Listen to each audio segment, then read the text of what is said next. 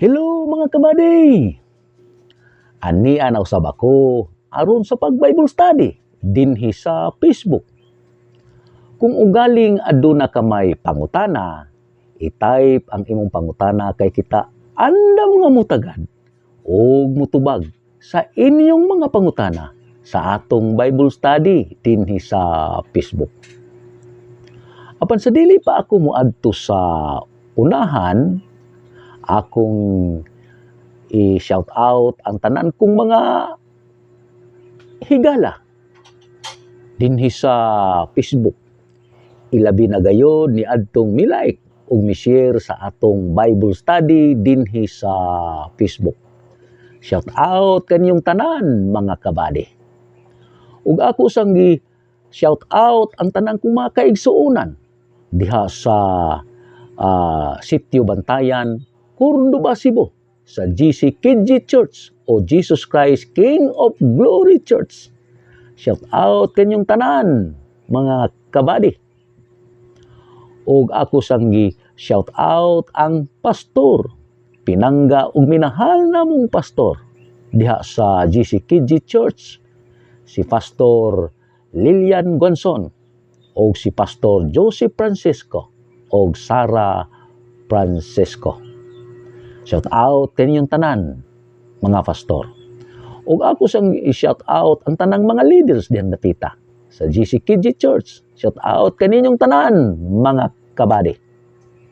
Ug dili kita maglangan ang topic ang nga atong pagatun-an karon, ang balaang espiritu, ikaduhang bahin sa atong pagtuon may tungod sa balaang espiritu mga kabady. Niadtong miaging simana atong hisgutan ang balaang espiritu. Atong nasabtan nga ang Espiritu Santo Dios. Busa angay nato siyang simbahon ug daigon. Siya usab persona ug adunay pagbati busa makigdait ug makighigala kita kaniya. Ang Espiritu mao usab ang Dios nga ania magauban kanato. Atong mabati ang presensya sa Amahan ug sa Anak pinaagi kaniya. Siya ang Espiritu sa Amahan ug sa Anak. Atong mabasa diha sa Mateo 10:20 ug Roma 8:9. Karon magpadayon kita pagtuon may tungod sa balaang espiritu aron ato pagayud siyang mailhan mga kabady. Tun-an nato ang ministeryo sa balaang espiritu dinhi sa atong mga kinabuhi mga kabady. Ang ministeryo sa balaang espiritu nganhi sa atong kinabuhi. Usbon ko, ang ministeryo sa balaang espiritu nganhi sa atong kinabuhi. Ministeryo o buluhaton sa Espiritu Santo dinhi sa atong kinabuhi. Number 1 mga kabady, ang Espiritu Santo makimotestigo sa sulod kanato nga kita mga anak na sa Dios. Usbon ko number 1 mga kabady, parang labas gayud og makopya nimo og imong masulat. Ang Espiritu Santo motestigo sulod kanato nga kita mga anak sa Dios. Musaksi ang balaang espiritu nga ikaw ug ako mga anak na sa Dios. Kung atong gidawat si Kristo nga atong manluluwas ug Ginoo, ang Espiritu Santo misulod na sa atong kasing-kasing ug magmatuod nga kita mga anak na sa Dios. Kung imong gidawat si Ginoong Kristo nga Ginoo manluluwas imong kinabuhi, nan ang Espiritu mosulod sa atong kasing-kasing ug magapamatuod o musaksi nga ikaw ug ako mga anak na sa Dios mga kabady. Atong basahon ang Roma 8:16 nagaingon, makighiusa ang maong espiritu sa atong espiritu ug magmatuod nga mga anak na kita sa Dios. Ang Espiritu sa Dios makighiusa sa imong espiritu. Unya magasaksi o magapamatuod nga kita mga anak na sa Dios. Nagaingon ang Roma 8:16 mga kabady. ug ikaduha mga kabady, ang Espiritu Santo mutabang kanato sa atong mga pag-ampo. Bon ko ang ikaduha, ang Espiritu Santo mutabang kanato sa atong mga pag-ampo. Tabangan ta sa Espiritu sa diha nga kita mag-ampo. Mga kabady, mao kana ang Espiritu mutabang sa diha nga ikaw mangalyupo sa Dios, sa diha nga ikaw mag-ampo sa Dios. Kinahanglan mangayo kita og panabang sa balaang Espiritu unsay atong iampo ug unsaon kini nato pag-ampo mga kabady. Ang Espiritu mo'y atong tigpangalyupo alang kanato. Mangalyupo ang Espiritu Santo o mangalyupo ang Espiritu Santo sa amahan mga kabady. Alang kanimo o alang kanako mga kabady. Sumala pa sa Roma 8:26 nagaingon, sa samang pagkaagi sa atong pagkahuyang, tabangan kita sa Espiritu, kay wala kita masayod unsaon nato pag-ampo. Ang Espiritu mismo mangalyupo sa Dios alang kanato. Unsa mga kabady? Ang Roma, ang Espiritu sa Dios mangalyupo alang kanato. Nga sa ato pa, tabangan ka sa Espiritu unsaon yung pag-ampo o unsa ang imong pag-iampo ngadto sa Dios mga kabady. Atong ibasa ang Roma 8:26. Og ikatulo mga kabady, number 3, apan sa dili pa muinom sa tagkape.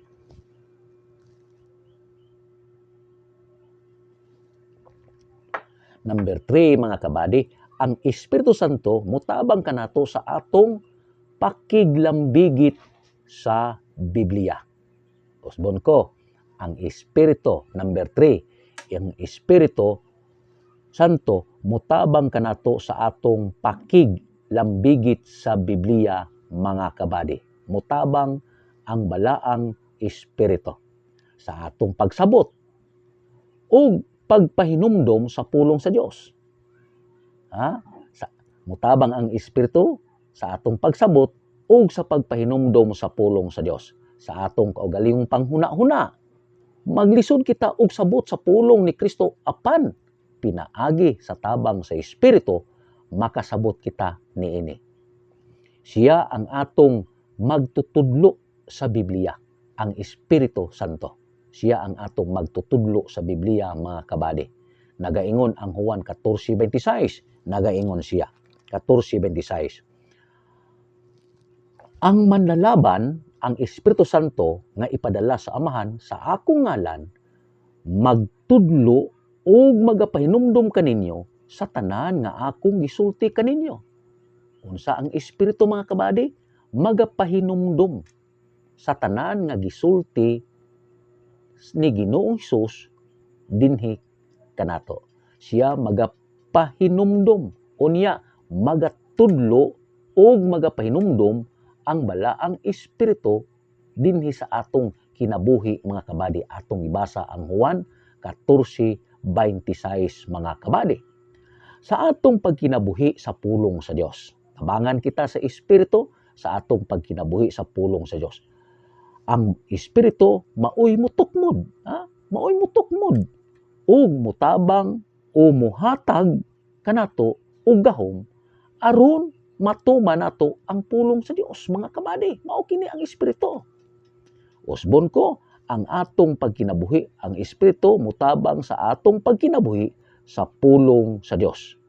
Ang Espiritu maoy mutukmod kanato ug muhatag kanato gahom. Muhatag kanato gahom sa pagtuman aron makatuman ka sa pulong sa Dios.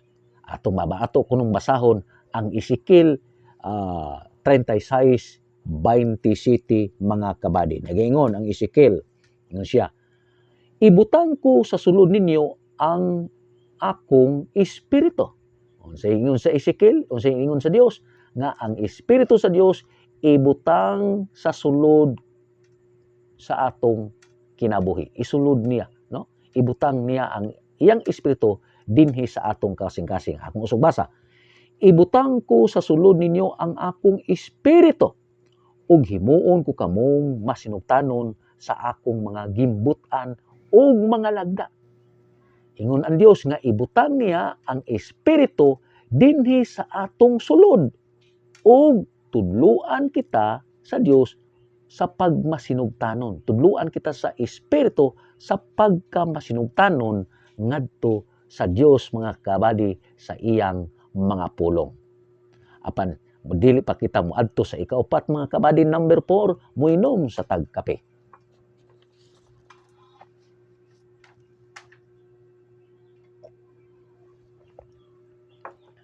Number 4 mga kabady, ang Espiritu Santo mutabang kanato nga magpuyo nga balaan.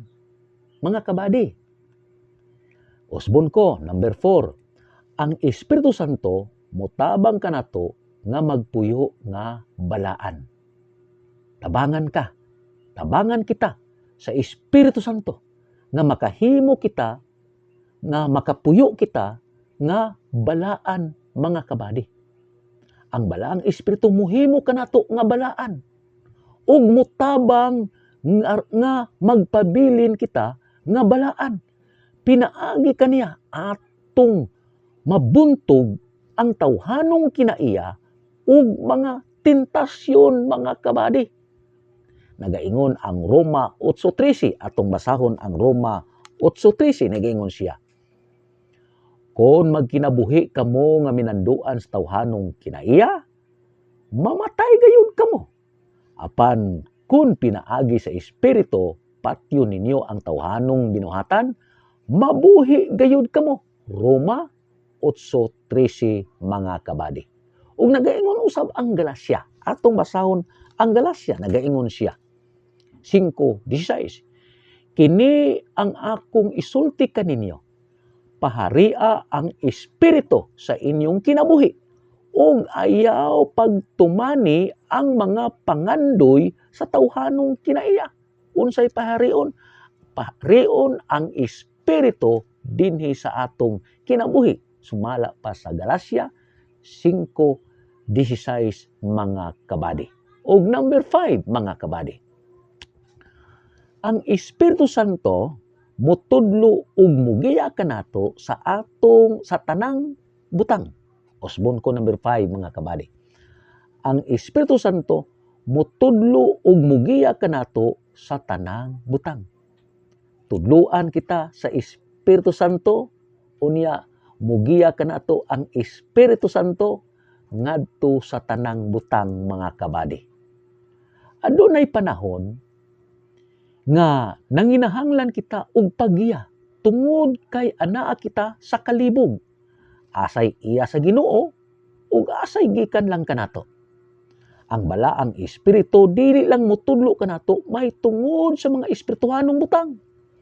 Siya usab magagiya kanato sa bisan unsa. Sa pamilya, giyahan niya ang atong pamilya. Sa negosyo, siya magagiya kanato sa atong mga negosyo. Sa eskwela, magagiya siya sa mga estudyante. Sa trabaho, sa pag-asawa, ug uban pa. Siya ang atong giya sa tanang butang. Magatudlo siya kanato unsay kabubuton sa Dios ug unsay mga maayo nga buhaton mga kabady. Amen. Dalaygon kaayo ang atong buhi nga Dios nga siya nagahatag sa iyang balaang Espiritu dinhi sa atong mga kinabuhi mga kabady. Nagaingon ang Juan 16:13, ingon siya, apan inigabot sa Espiritu sa kamatuoran, tultulan kamo niya sa tibuok nga kamatuoran. Mga kabady, inigabot sa Espiritu sa kamatuoran, tultulan kamo niya sa tibuok nga kamatuoran. Tultulan kita niya mga kabady. Mao kanay buluhaton sa Espiritu Santo dinhi sa atong kinabuhi mga kabady. Apan sa dili pa kita moadto sa number 6, moinom sa tagkape mga kabady.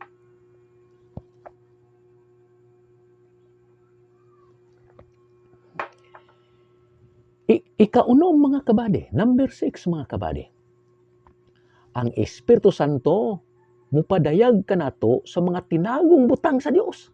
Hilabihan kanindot mga kabady. Mao nay buhaton sa Espiritu Santo. Usbon ako number 6, ang Espiritu Santo mupadayag kanato sa mga tinagong butang sa Dios. Ang balaang Espiritu magapadayag kanato sa mga tinagong butang sa Dios. Kung suod ug higala nato ang Espiritu sa Dios, mapuno kita sa langit nung kaalam ug kahibalo. Walay katuyuan sa Dios nga malilong kanato, mga kabady. Ang Espiritu mubutyag sa mga sikreto sa Dios nganhi kanato kung muhatag kita og panahon sa pakigsuod ug pagpaminaw kaniya, mga kabady. Ang 1 Korinto 2:10 nagaingon atong basahon. Apan gipadayag kanato sa Dios ang iyang tinago pinaagi sa iyang espiritu. Ang espiritu nagsusi sa tanang mga butang. Bisan pa ni adtong labing natago nga mga katuyuan sa Dios. 1 Korinto 2:10, mga kabady. Nga atong makita, mga kabady, nga tabangan kita sa Espiritu Santo mupadayag kanato sa tanang mga tinago o butang sa Dios, mga kabady, sumala pa sa 1 Korinto 2:10. Ug moadto na kita sa ikapito, number 7, mga kabady, apan sa dili pa moinom sa tagkape.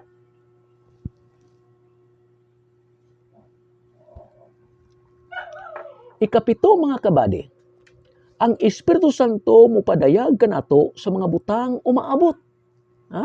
Padaygan ta. Padaygan ta sa Espiritu sa mga butang umaabot, mga kabady. Osbon ko ikapito, mga kabady. Ang Espiritu Santo mupadayag kanato sa mga butang umaabot.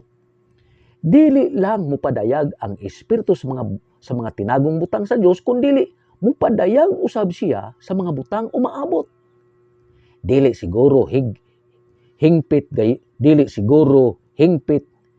gayud nga detalye, pero muhatag gayud siya og panan-awon og mga pagpadayag unsay gusto buhaton sa Dios nganhi sa atong kinabuhi, pamilya, trabaho, ministeryo ug bisan gani sa atong lugar.